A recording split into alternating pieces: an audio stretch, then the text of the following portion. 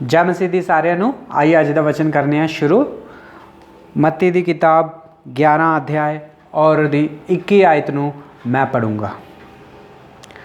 हाय ख्रोजीन है बेतसदा, जो सामर्थ्य के काम तुम में किए गए हैं, यदि वे सूर और सैदा के देश में किए जाते तो वे टाट ओढ़कर राख में बैठकर कब के मन फिरा लेते। प्रभु यीशु मसीह ने आख्या कि हाय खराजीन, हाय बेतसदा, ਜਿਹੜੇ चिन्ह मैं ਤੁਹਾਡੇ जीवन ਦੇ ਵਿੱਚ ਕੀਤੇ ਆ, ਤੁਹਾਡੇ ਸਾਹਮਣੇ ਕੀਤੇ ਆ, ਜੇ ਇਹੋ ਹੀ ਮੈਂ ਸੂਰ ਔਰ ਸੈਦਾ ਦੇ ਦੇਸ਼ ਵਿੱਚ ਕਰਦਾ ਤੇ ਸ਼ਾਇਦ ਉਹਨਾਂ ਨੇ ਤੱਪੜ ਪਾ ਕੇ ਰਾਖ ਵਿੱਚ ਬਹਿ ਕੇ ਮਨ ਫਿਰਾ ਲੈਣਾ ਹੈ। प्रभु इस वचन के नाल तुहानू बहुत सारी आशीष दे। आइए ही प्रार्थना करने हैं। प्यारे प्रभु जी, धन्यवाद स्तुति और बड़ाई के साथ आपके चरणों में आके झुक जाके प्रणाम करते हैं। समय दिया उसके लिए भी धन्यवाद देते हैं। प्रभु जी, पढ़े गए वचन पे आशीष करें, हमसे बात करें, हमारी कमी घटियों को प्रभु जी आप पूरा करें और अपना महिमा करने के लिए सहायता और मदद करें। जो वचन सुने उनके इंकरेज करें, जहाँ गए गिर गए प्रभु जी वहाँ से उठाएं और आत्मिक जीवन में प्रभु जी उन्हें आगे बढ़ने के लिए प्रभु जी सहायता और मदद करें। प्रभु जी आपके हाथों में सौंप देते हैं। प्रभु जी मैं भी खड़ा हूँ प्रभु जी, मैं भी अपनी बुद्धि और ज्ञान के साथ नहीं, पवित्र आत्मा से भर के प्रभु जी बोलने के लिए प्रभु जी आप मेरी सहायता और मदद करें। हमारी प्रार्थना विनती को प्रभु यीशु मसीह के नाम से मांगते हैं, आमीन।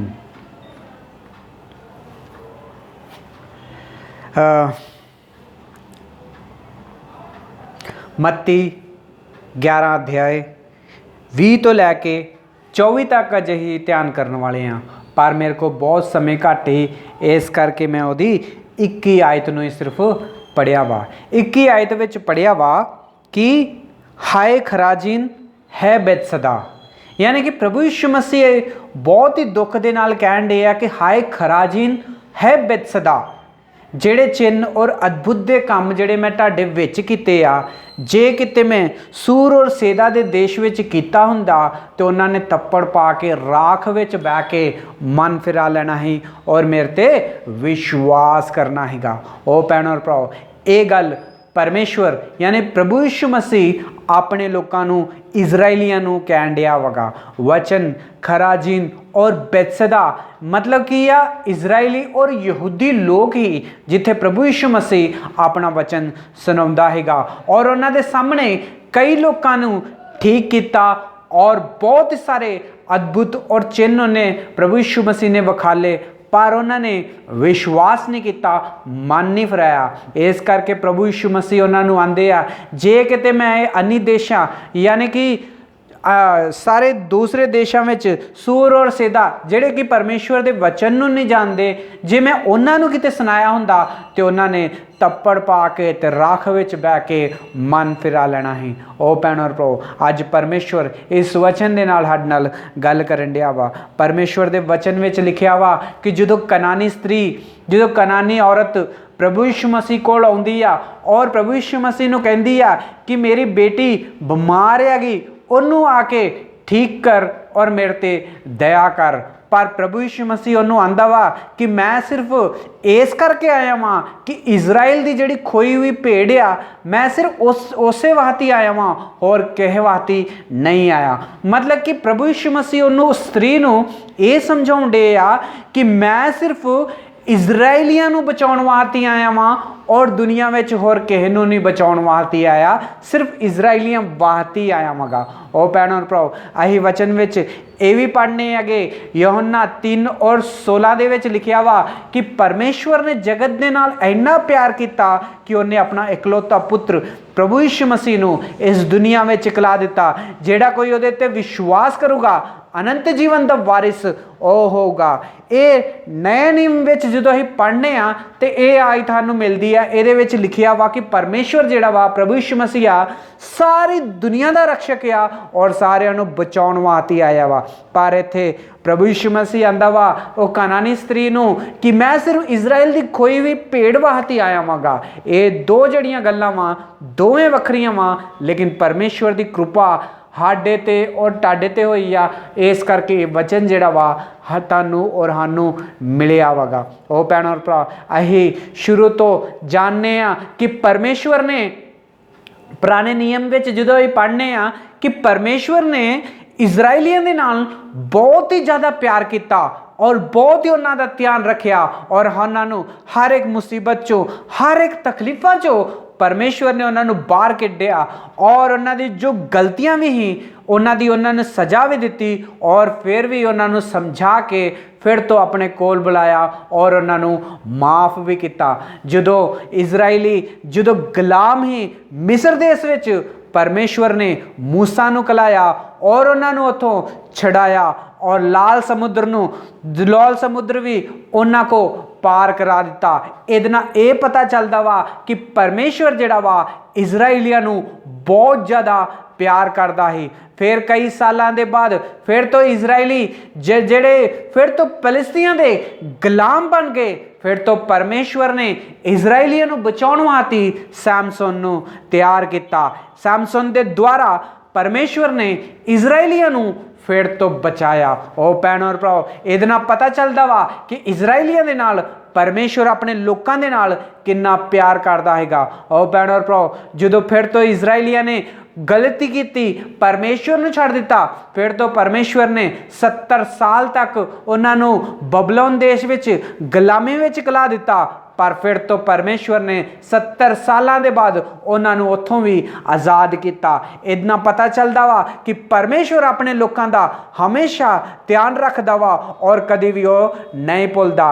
अहियानो ये भी वचन में ये भी लिखा वा कि जो इजराइलियों नूं यहूदियों नूं मारन की योजना बनाई गई ही परमेश्वर ने एस्तर नूं चुनिया और उहदे द्वारा सारे इजराइलियों नूं और यहूदियों नूं बचा दिता। ओ भैणों और भराओ, इतना पता चलता वा कि परमेश्वर अपने लोगों के नाल कितना प्यार करता वगा। ओ भैणों और भराओ, परमेश्वर शुरू तो इजराइलियों के नाल रहा, उन्हां दे नाल रह के युद्ध किया और उन्होंने हर एक मुसीबत चों बाहर कढ़िया। परमेश्वर ने इजराइलियों को कभी भी किसी की पूछ बनने नहीं दिता।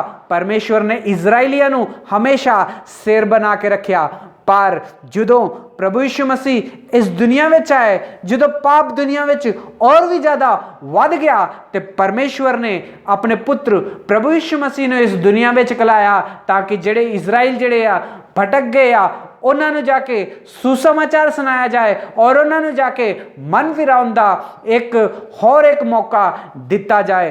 पर प्रभु यीशु मसीह जो इस दुनिया में आए उन्होंने आके सारी दुनिया दे विच प्रचार किया और सब तो पहलो यहूदियों नूं और इजराइलियों नूं वचन सुनाया गया, पर उन्होंने विश्वास नहीं किया। इजराइलियों और यहूदियों के सामने प्रभु यीशु मसीह ने बहुत ही ज़्यादा चिन्ह विखाले, पर फिर भी उन्होंने विश्वास नहीं किया। प्रभु यीशु मसीह ने उन्होंने सामने अंधियां नूं अखां दित्तियां, लंगड़ियां नूं चलना सिखाया, गुंगियां नूं बोलना दी आशीष दी और भी कई मुर्दियां नूं जेड़े मर चुके ही उन्होंने भी प्रभु यीशु मसीह ने जिंदा किया। ये सारियां चीज़ां इजराइलियों ने अपनी अखां दे नाल वेखियां हैगियां और कई कोड़ियां नूं भी चंगा किया। ये सारियां चीज़ां और इजराइलियों ने अपने अखां दे नाल वेखियां ही कि प्रभु यीशु मसीह ने उन्होंने सामने किन्ने चिन्ह विखाले आ, लोकां नूं ठीक किया वा, बीमारियां चंगियां कीतियां वा, मुर्दियां नूं जलाया वा, पर फिर भी उन्होंने विश्वास नहीं किया कि यहो ही आ जगत दा रक्षक, यहो ही आ बचाउण वाला, यहो ही आ, यहो ही मसीह आ परमेश्वर दा सच्चा पुत्र जिहड़ा हैगा, यहो ही आ जे इत्ते विश्वास करांगे ते अनंत जीवन दे वारिस हो जाएंगे। इहदे खून दे नाल ही सानूं पापां दी माफ़ी मिल सकदी है करके जदों एक गल दी वारी आई तो लोगों ने विश्वास नहीं किया, यानी कि इजराइलियों ने विश्वास नहीं किया सब कुछ वेख के।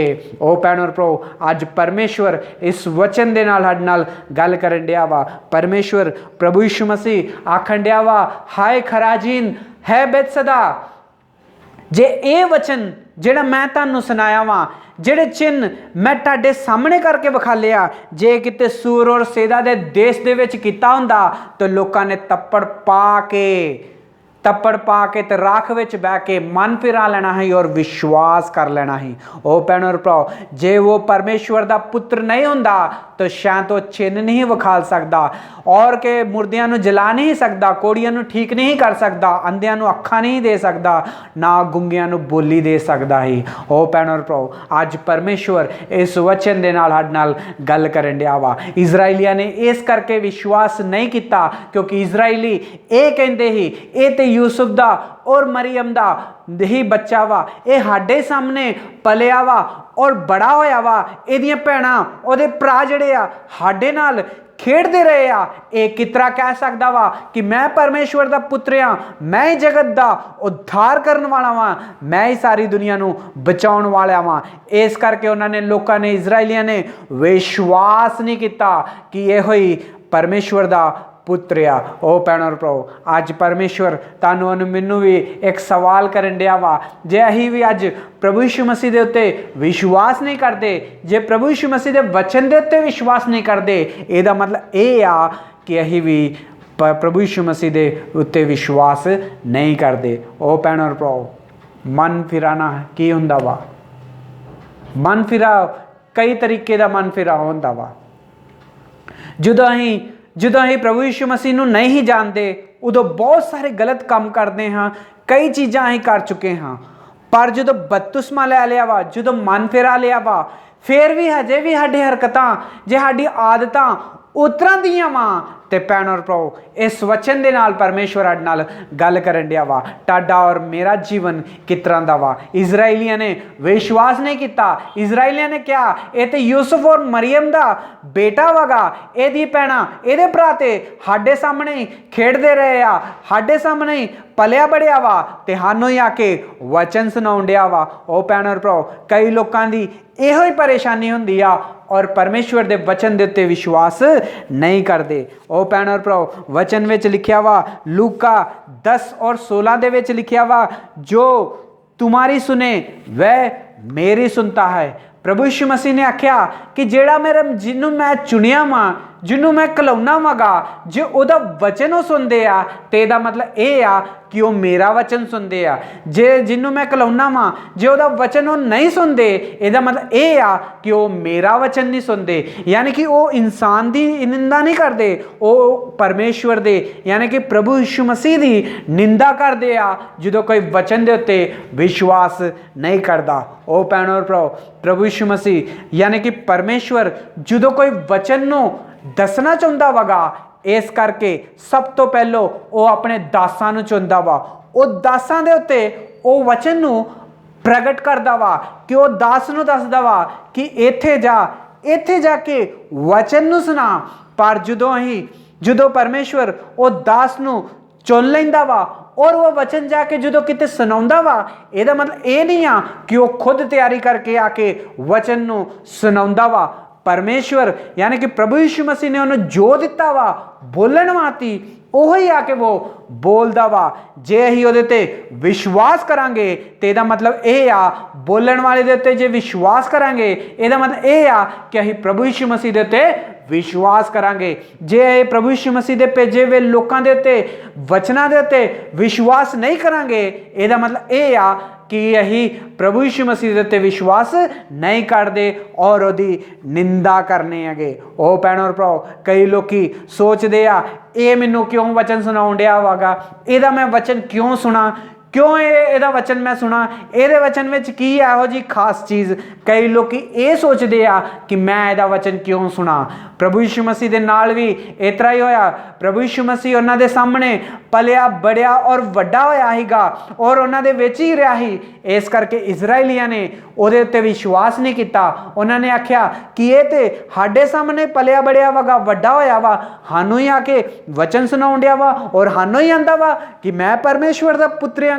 कई लोग अज भी इसे दुनिया में इतना ही हुंदा वा, जिदे कोई वचन सुनाउंदा वा लोग कहिंदे हैगे ये ते मेरा भरा वागा, ये ते मेरी भैन आ, ये ते मेरा पिता वा, ये ते मेरा यार दोस्त आ, ये ते मेरा रिश्तेदार आ, यदि वचन की सुनने की मैनू जरूरत नहीं आ, ये तो मेरा ही आ, मैं इहनूं बचपन तो वेख्या वा, साडे ही पिंड दा वागा, ਇੱਥੇ ਹੀ ਰਹਿੰਦਾ ਹੈਗਾ, ਇੱਥੋਂ ਰਹਿ ਕੇ ਵੱਡਾ ਹੋਇਆ ਵਗਾ ਔਰ ਅੱਜ ਨੂੰ ਆ ਕੇ ਵਚਨ ਸੁਣਾਉਣ ਡਿਆ ਵਾ। ਜੇ ਇਸ ਤਰ੍ਹਾਂ ਤੁਸੀਂ ਵੀ ਸੋਚਦੇ ਜੇ ਤਾਂ ਭੈਣੋ ਔਰ ਭਰਾਓ, ਇਸ ਵਚਨ ਦੇ ਨਾਲ ਪਰਮੇਸ਼ਵਰ ਅੱਜ ਨਾਲ ਗੱਲ ਕਰਨ ਡਿਆ ਵਾ। ਜਿਹੜਾ ਵਚਨ ਨੂੰ ਸੁਣਾਉਂਦਾ ਵਾ ਉਹ ਖੁਦ ਆ ਕੇ ਆਪਣੀ ਤਿਆਰੀ ਦੇ ਨਾਲ ਵਚਨ ਨਹੀਂ ਗਾ ਸੁਣਾਉਂਦਾ, ਉਹ ਵਚਨ ਸੁਣਾਉਂਦਾ ਵਾ ਪਰਮੇਸ਼ਵਰ ਜੋ ਉਹਨੂੰ ਦਿੰਦਾ ਵਾ ਵਚਨ ਸੁਣਾਉਣ ਵਾਸਤੇ। ਇਸ ਕਰਕੇ ਉਹ ਆ ਕੇ ਵਚਨ ਸੁਣਾਉਂਦਾ ਵਾ। ਜੇ ਅਸੀਂ ਉਹਦੇ ਭੇਜਣ ਵਾਲੇ ਦੇ ਉੱਤੇ ਵਿਸ਼ਵਾਸ ਕਰਾਂਗੇ ਤੇ ਇਹਦਾ ਮਤਲਬ ਇਹ ਆ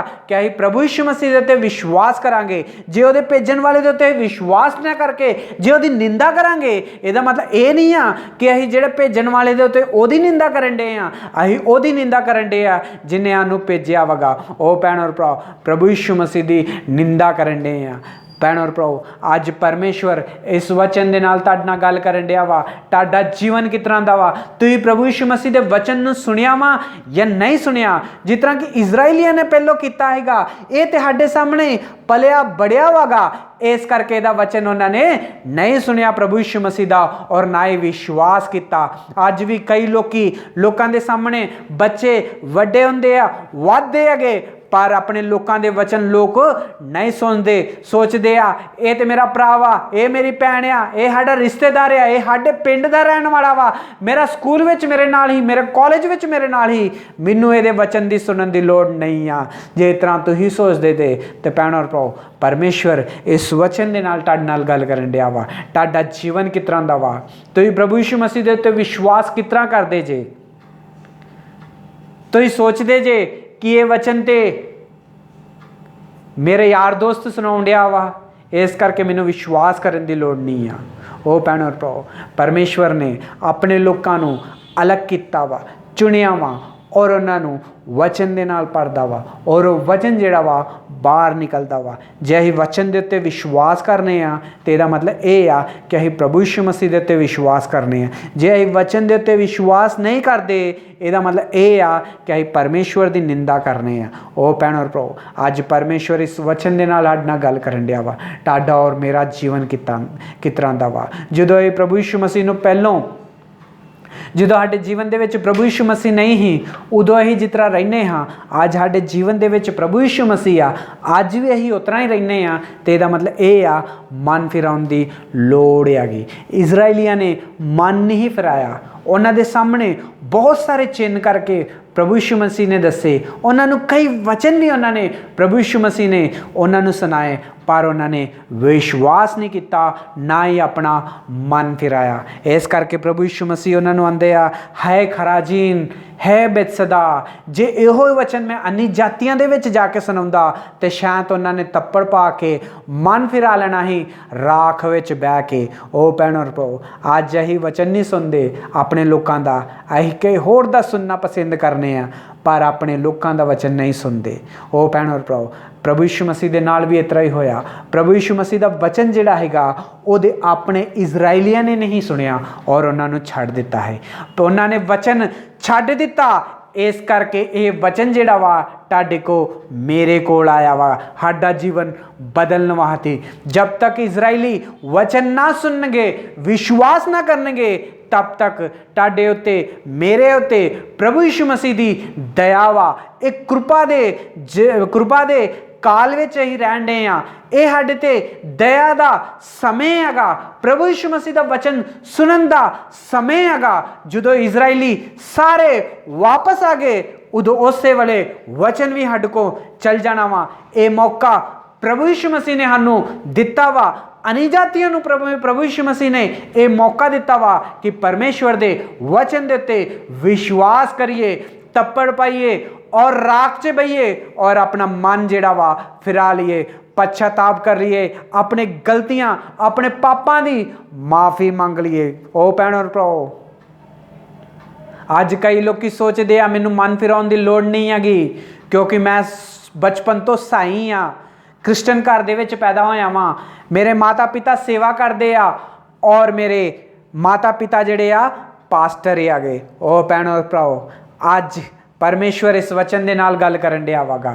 ਜੇ ਸੋਚਦੇ ਜੇ ਤੁਸੀਂ ਅਸੀਂ ਕ੍ਰਿਸਚਨ ਘਰ ਦੇ ਵਿੱਚ ਪੈਦਾ ਹੋਏ ਆ, ਬਚਪਨ ਤੋਂ ਅਸੀਂ ਕ੍ਰਿਸਚਨ ਦੇ ਵਚਨ ਸੁਣਦੇ ਆਏ ਆ, ਸਾਡੇ ਮਾਤਾ ਪਿਤਾ ਸੇਵਕ ਹੀ ਔਰ ਸਾਡੇ ਮਾਤਾ ਪਿਤਾ ਪਾਸਟਰ ਹੀ, ਜੇ ਤੁਸੀਂ ਇਹ ਸੋਚਦੇ ਜੇ तो भैन और भराओ इस वचन के द्वारा परमेश्वर अड नाल गल करन दिया वा। मन फिराना बहुत ही जरूरी हैगा। मन फिराना जे मतलब ये आ कि जदों ही प्रभु यीशु मसीह दे विच नहीं हाँ उदों साडे जीवन दे विच की ही, जदों साडे जीवन दे विच प्रभु यीशु मसीह आया उदों साडा जीवन जिहड़ा वा किस तरह बदलिया जे। तुहाडी और मेरी गवाही किस तरह दी हैगी। असीं हजे भी पहलों का जीवन ही जीण डे आ प्रभु यीशु मसीह नूं पा के बपतिस्मा लैण दे बाद कि साडा मन जिहड़ा वा बदल गया वगा। मन फिराना इनू कहिंदे आ जिहड़ियां पुरानियां चीज़ां नूं छड्ड दिंदा वगा, प्रभु यीशु मसीह वाहती जिंदा वा। अज परमेश्वर इस वचन दे नाल साडे नाल गल करन दिया वा। ओ भैणो भराओ एक कलीसिया हैगी, ओ कलीसिया विच दो भैणां आउंदियां हैगियां। दो भैणां दोवें एक दूसरे नूं बहुत ही ज़्यादा प्यार करदियां हैं। यानी कि दो भैणां जो कलीसिया के गेट के अगे खलोंदियां ही दोवें आमने सामने खलो के एक दूसरे नूं जय मसीह दी भैन जय मसीह दी भैन कहंदी ही। फिर दोवें जाके कलीसिया विच बहिंदे हीगे और दोवें नाल जुड़ के बहिंदे ही और परमेश्वर के भजन गाउंदे हीगे और परमेश्वर के घर विच सेवा करते हीगे। एक दूसरे नूं वेख के इतना हसदे हीगे कि जिस तरह एक दूसरे नाल बहुत ज़्यादा प्यार करते आ। सारी कलीसिया उन्होंने वेख के सोचती जे कोई प्यार कर सकता वा एक दूसरे नूं ते ये दोवें भैणां नूं वेख के सीख सकता वा कि प्यार किस तरह का हुंदा वा। वो कलीसिया दे पास्टर ने भी इहो ही वेख्या कि ये जिहड़ियां दो भैणां वा एक दूसरे नूं बड़ा प्यार करदियां वा, एक दूसरे दे नाल मिल के काम करदियां वा, सेवा करदियां वा परमेश्वर दे घर दे विच। कलीसिया दे लोग और पास्टर ने यहो सोचा हैगा कि ये दोवें एक दूसरे नूं बहुत ही ज़्यादा प्यार करदियां वा और नाल मिल के रहिंदियां वा। पर जदों घर जांदियां हैं पर सच्चा उन्हां दा जीवन जिहड़ा हैगा घर विच एक होर तरह की उन्हां दी गवाही हैगी। घर जो जाते ही उदों एक दूसरे के नाल वो गल बिल्कुल नहीं करते। जदों ये भैन के घर बंदगी हुंदी ही ते आ भैन उहदे घर नहीं ही जाती, जदों आ भैन के घर बंदगी हुंदी ही ते ओह भैन इहदे घर नहीं आउंदी। इन्हां दोनों के भैणां दी घर अपने घर के लागे इन्हां दोवां दी दुश्मनी ही। इन्हां दी दुश्मनी की वजह इन्हां दे बच्चे एक दूसरे के नाल दुश्मन बन गए। इन्हां दी दुश्मनी की वजह उन्हां दे परिवार भी एक दूसरे के नाल दुश्मनी दे विच बन गया। ये दोवें एक दूसरे के नाल नफरत करते ही। पर जदों आउंदा ही ऐतवार ते परमेश्वर के घर जो कलीसिया विच आउंदे ही दोवें एक दूसरे नूं वेख के हसदे ही और जय मसीह कहते ही, नाल बह के सेवा करते ही। ते सारी कलीसिया सोचती ही कि ये दोवें बड़ियां चंगियां भैणां वां एक दूसरे नूं सच्चा प्यार करदियां। पास्टर जी भी यहो सोचते ही कि शायद ये दोवें भैणां बहुत ही वधिया प्यार करदियां। ते सारे लोग कहते ही जे कोई प्यार कर सकता वा, जे कोई करदा वा सच्चा प्यार ते दोवें भैणां नूं वेख के सिख लो कि ये किस तरह प्यार करदी है। ओ भैण और भराओ परमेश्वर का वचन जिहड़ा वा अज साडे कोल आया वा। ये दोवें भैणां ने कलीसिया नूं धोखा दिता और पास्टर नूं धोखा दिता। ओ भैण और भराओ परमेश्वर की कलीसिया विच आके प्यार विखाल के हो सकता वा अहीं भी इतना ही करते होणगे। पास्टर नूं धोखा दे सकने आ, कलीसिया के लोकां नूं धोखा दे सकने आ, पर परमेश्वर नूं अहीं धोखा नहीं दे सकते।